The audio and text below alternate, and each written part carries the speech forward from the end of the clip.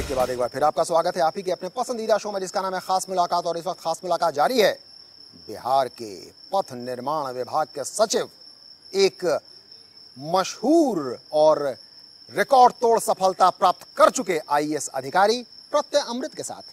प्रत्यय, break से पहले हमने आपके पुल निर्माण निगम वाली बात की, किस तरीके से जिस लेवल के आईएएस अधिकारी होते हैं उसमें एक तरीके का जंप मारते हुए आप सचिव बने हुए हैं पथ निर्माण विभाग के। जाहिर है you deserve it all the way. लेकिन इन दोनों विभागों से और भी एक व्यापक चित्र उभर कर हमारे जहन में सामने आता है। जो बिहार विकास की दहलीज पर खड़ा है उसका एक ज्वलंत उदाहरण है आपकी सफलता, पुल निर्माण विभाग की सफलता। Do you look at it in a wider perspective कि ये पूरे बिहार के बड़े विकास में आपका एक उदाहरण महत्वपूर्ण भूमिका निभा रहा है पुल निर्माण विभाग वाला? जी हाँ, निश्चित रूप से बिहार राज्य पुल निर्माण निगम की जो सफलता की कहानी है, मैं इसे नए और बदलते बिहार की कहानी के रूप में देखता हूँ। और जो काम इस सेक्टर में हुआ है, इसी तरह के कई कार्य कई सेक्टर में कराए जा रहे हैं। और इस तरह के सक्सेस स्टोरी का सबसे बड़ा फ़ायदा ये है कि जो पोटेंशियल इन्वेस्टर्स हैं, जो बिहार को कल तक कुछ नहीं समझते थे, आज तमाम इन्वेस्टर्स आज बिहार को देख रहे हैं। और यह प्रमाणित करता है कि अब बिहार जो है राष्ट्रीय मानचित्र पर आ चुका है और आने वाले वर्षों में अब बिहार अन्य राज्यों को रास्ता दिखाएगा। अब बिहार अन्य राज्यों को रास्ता दिखाएगा। लेकिन आज तो आप एक बुलंद मशहूर आईएएस अधिकारी हैं, लेकिन लौटिए जरा अपने बचपन में और बताइए हमें अपनी पारिवारिक पृष्ठभूमि के बारे में। बिहार के किस क्षेत्र से आप आते हैं, कैसे लालन पालन शिक्षा दीक्षा की शुरुआत हुई? मूलतः मैं गोपालगंज जिले का निवासी हूँ। हथुआ सब डिवीज़न है और उसके गांव भरतपुरा मेरा पैतृक निवास हुआ। मेरे माता पिता मुजफ्फरपुर में रहते हैं। मेरे पिताजी दर्शन शास्त्र के यूनिवर्सिटी प्रोफेसर के पद से रिटायर किए और अभी कुछ दिनों पहले तक बीएन मंडल यूनिवर्सिटी के वाइस चांसलर भी थे, प्रोफेसर रिपुसुदन श्रीवास्तव। और मेरी माता डॉक्टर कविता श्रीवास्तव, वो हिंदी में एलएस कॉलेज में थी, वहाँ से वो रिटायर की हैं। और पढ़ाई लिखाई हम लोगों ने शुरुआत की प्रभात तारा स्कूल मुजफ्फरपुर। और उसके बाद हम तीनों भाई बहन आसनसोल में हॉस्टल में चले गए।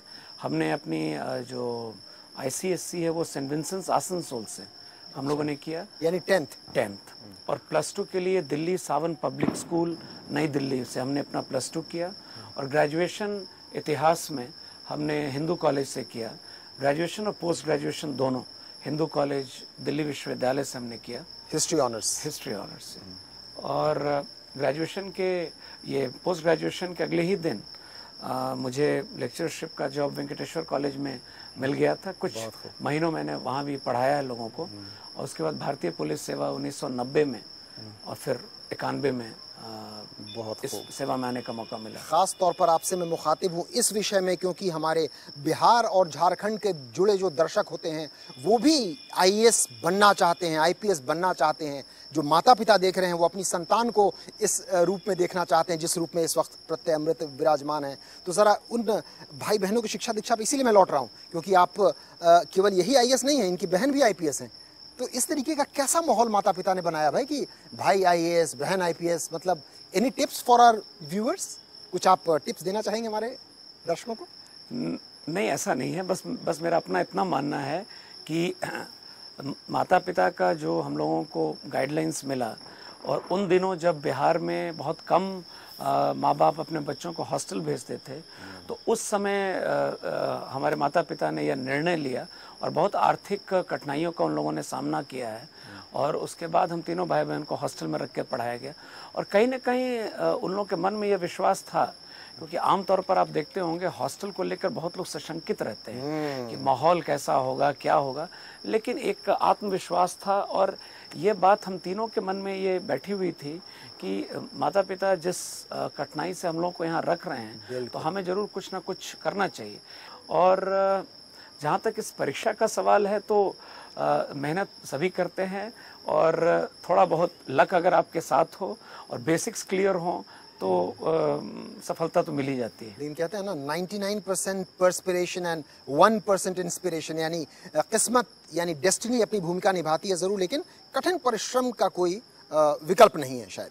निश्चित रूप से मैं आपसे सहमत हूँ, लेकिन माता पिता का आशीर्वाद और जैसा आपने कहा डेस्टिनी, क्योंकि ये एक ऐसा एग्ज़ाम है जिसमें कोई भी गारंटी के साथ नहीं कह सकता, ये कंपटीशन है। आप उन 3 घंटों में क्या करते हैं, इसलिए यहाँ मैं अवश्य कहूँगा माता पिता का आशीर्वाद और डेस्टिनी की भूमिका भी रही है, निश्चित रूप से रही है। और लेकिन हाँ, फोकस्ड जो होता है एक स्ट्रैटेजी के साथ तैयारी करना, वो मैं निश्चित रूप से कहूँगा कि फोकस होना चाहिए। ऑप्शनल आप कौन सा सेलेक्ट करते हैं वो ऐसा होना चाहिए कि जिसमें आप थोड़ा कंफर्टेबल हों।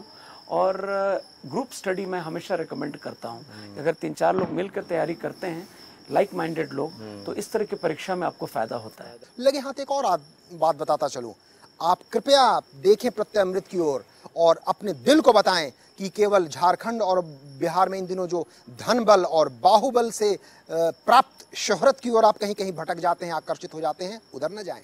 माता पिता के प्रति श्रद्धा रखें, पढ़ाई करें दृढ़ निश्चय के साथ प्रत्यय की तरह, तो प्रत्यय की तरह सफल इंसान आप भी हो सकते हैं जरूर।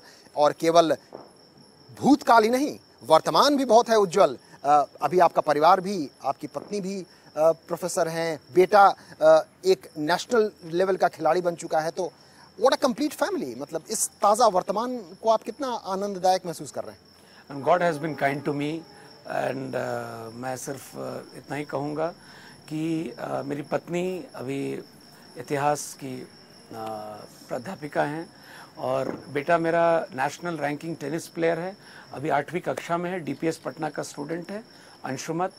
और अपूर्वा एक सफल लॉयर बनना चाहती हैं, उनकी इच्छा है।